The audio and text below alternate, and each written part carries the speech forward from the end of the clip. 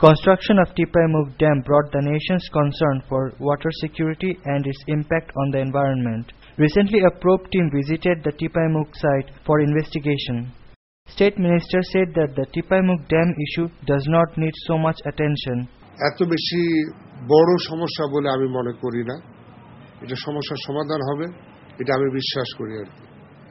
বাংলাদেশের ক্ষতি হবে এমন কোনো অবস্থা হবে না। Advocate Mahbubur Rahman appreciated the demonstrations which many people are showing by protesting against the construction of the dam. However, he warned any political influence created aiming to disturb the peace of the nation.